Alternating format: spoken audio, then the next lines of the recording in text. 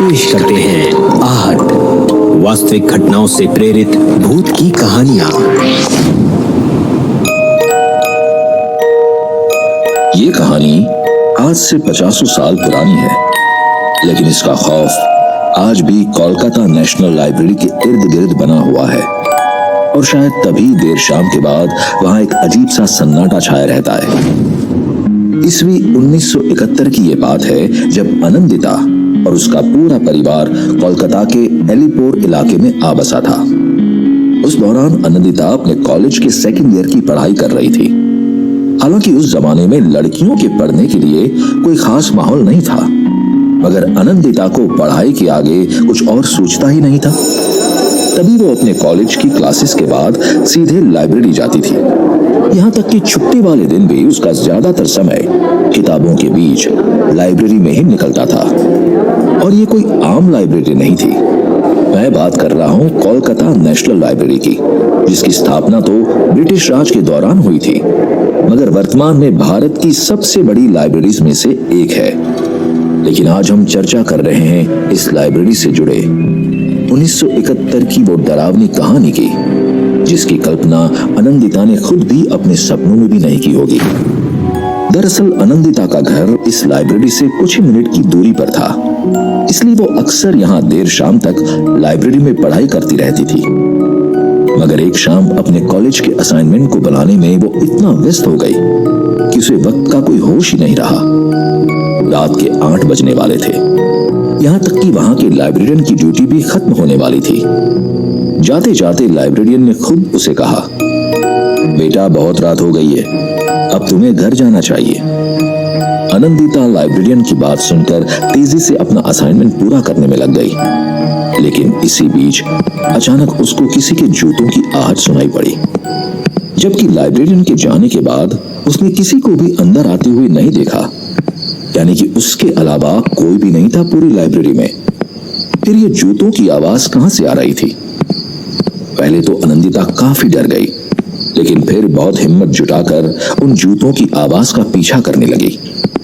जैसे ही वो book shelf के पास गई तो उसे वहां जूतों के निशान दिखने लगे, जैसे किसी के चलते हुए जूतों के निशान। मगर वो अचानक जादुई तरह से अपने आप गायब होते जा रहे थे। आनंदिता हड़बड़ा के इधर उधर देखने लगी कि तभी उसने एकदम अचानक से कुछ ऐसा देखा कि उसकी चीख निकल गई। उसने दीवारों पर किसी की परछाई देखी, जबकि चारों तरफ पूरी लाइब्रेरी में कहीं भी कोई भी नहीं था। लेकिन आनंदिता को वो परछाई लगातार नजर आ रही थी, वो भी अलग अलग दिशाओं में से। एक तरफ जूतों की आवाज और दूसरी तरफ दीवारों पर एक अदृश्य व्यक्ति के साए को देखकर उसकी रूह कांप उठी थी। और वो डर के मारे लाइब्रेरी में जोर जोर से चिल्लाने लगी कि तभी पीछे से किसी की धीमे से आवाज आई, कीप साइलेंस, जैसे कोई उसे ही चुप कराने की कोशिश कर रहा हो। आनंदिता को अब इतना तो एहसास हो गया था कि इस लाइब्रेरी में वाकई किसी भयानक साए की मौजूदगी है, जो उसे परेशान करने की कोशिश कर रही है। इस सब से वो इतना ज्यादा डर गई थी कि वो दबे पांव टेबल पर रखी अपनी किताबों और नोट्स को लेकर लाइब्रेरी से भाग निकलने की कोशिश में थी, मगर उसकी एक किताब गायब थी वहां से। तभी उसका ध्यान टेबल के दूसरे छोर पर गया। उसने देखा कि वहां कुर्सी पर कोई बैठा हुआ था, और वो भी कोई औरत। ऐसा लग रहा था जैसे वो अंग्रेज के जमाने की हो। वैसे ही कपड़े पहने हुए थे उसने, और सिर पर बड़ी सी हैट पहन रखी थी। लेकिन उसने अपना चेहरा किताब से ढका हुआ था, या वो शायद सच में किताब पढ़ रही थी, और इत्तेफाक से वो आनंदिता की किताब थी। ऐसे अचानक उस औरत को वहां देखकर घबराहट से आनंदिता की धड़कनें तेज हो गई थी। उसको कुछ समझ में नहीं आ रहा था कि आखिर उसकी किताब उस औरत तक कैसे पहुंची। पर फिर वो साहस करके अपनी किताब लेने उस औरत के पास गई और उससे कहा, मैडम, मैंने आपको पहली बार देखा है इस लाइब्रेरी में, और गलती से आपने मेरी किताब ले ली है। कुछ सेकंड तक तो वो औरत हिली भी नहीं, जैसे उसे आनंदिता की आवाज सुनाई ही न पड़ी हो। लेकिन फिर उसने जब किताब हटाते हुए अपना चेहरा दिखाया तो उसकी शक्ल वाकई अंग्रेजों की तरह थी, मगर बेहद डरावनी। एक अजीब सी सफेदी और धुंधलापन था उसके चेहरे पर।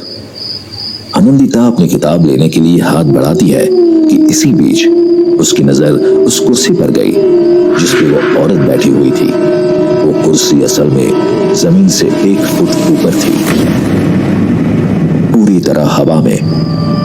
आनंदिता ने तो पहले अपनी पलकें झपकाई कि वो कोई सपना तो नहीं देख रही थी, पर यह सब आंखों देखी सच्चाई थी, एक बहुत ही खौफ भरा सच।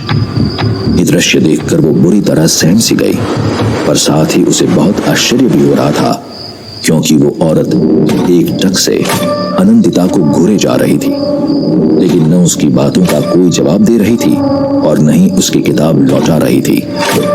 ऐसे में आनंदिता को बस एक ही रास्ता नजर आ रहा था, बिना कुछ कहे वहां से भाग निकलने का।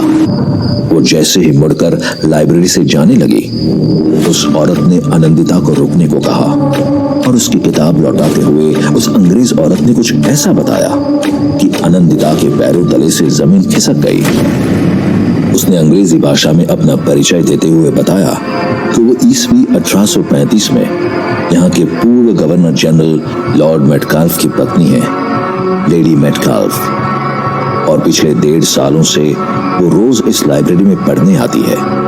मगर सबके चले जाने के बाद आनंदिता को अपनी आंखों पर विश्वास नहीं हो रहा था कि वो वाकई लेडी मेटकाल्फ उसके सामने खड़ी थी, मगर कोई जीती जागती नहीं, मगर लेडी मेटकाल्फ की आत्मा थी वो। जी हाँ, उस रात आनंदिता का सामना एक प्रेतात्मा से हुआ था। जैसे ही लेडी मेटकाल्फ की आत्मा ने आनंदिता को उसकी किताब लौटाई, वो बिना पीछे मुड़े लाइब्रेरी से भाग निकली और बाहर बैठे हुए सिक्योरिटी गार्ड को उसने सारी बातें बताई, और तब जाकर उस गार्ड ने आनंदिता को इस भूतिया घटना के पीछे छिपी हकीकत बताई। ऐसा कहा जाता है कि लेडी मेटकाल्फ यानी ब्रिटिश इंडिया के पूर्व गवर्नर जनरल लॉर्ड मेटकाल्फ की पत्नी को किताबों का अलग ही शौक था, और ये लाइब्रेरी उसकी पसंदीदा जगह थी। इसलिए उनकी मृत्यु के बाद भी उनकी आत्मा अक्सर इस लाइब्रेरी में भटकती है। ऐसा भी माना जाता है कि कई बार जब लाइब्रेरी में स्टूडेंट्स किताबों को इधर उधर रख देते थे और चले जाते थे, तो अगली सुबह सभी किताबें अपनी अपनी जगह पर पाई जाती थी, यानी लेडी मेटकाल्फ की आत्मा ही उन किताबों और जर्नल्स को सही क्रम में रखने आती थी। उस शाम के बाद आनंदिता के मन में ऐसा डर बैठ गया कि वो फिर कभी अकेली कोलकाता नेशनल लाइब्रेरी नहीं आई। और ये घटना सिर्फ आनंदिता के साथ नहीं, बल्कि कई और स्टूडेंट्स के साथ हुई, और लाइब्रेरी कर्मचारियों का मानना है कि वहां किसी प्रेत आत्मा का प्रकोप है। किसी ने अदृश्य व्यक्ति की परछाई देखी, तो किसी ने डरावनी आहटों को महसूस किया।